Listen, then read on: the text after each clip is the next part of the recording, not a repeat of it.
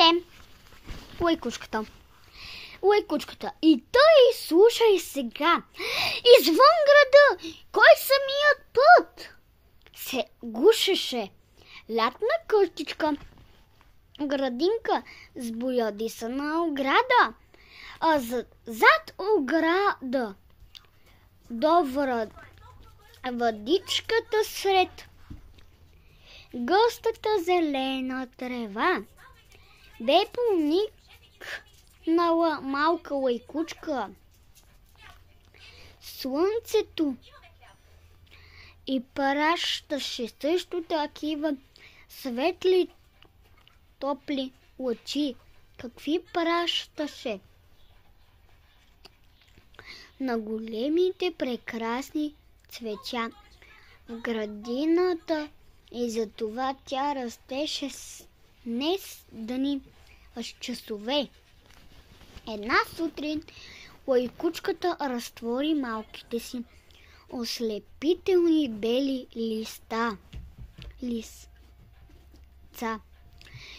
който кръжаваха мъничко жълто слънчице.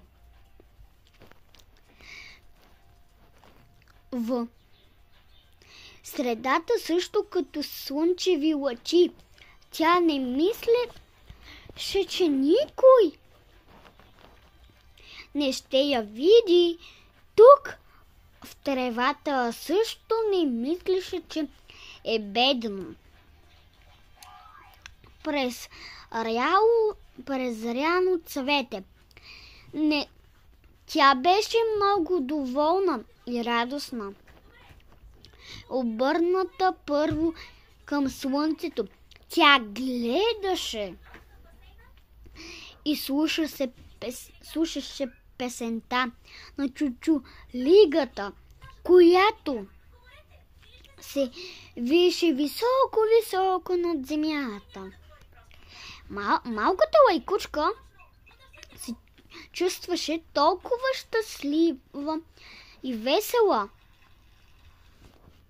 сякаш този ден беше голям празник, а не обикновен понеделник.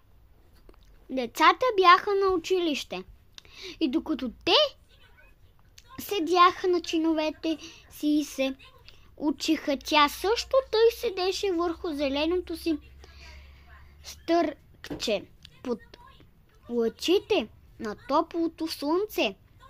Лайкучката слушаше чучулигата и се струваше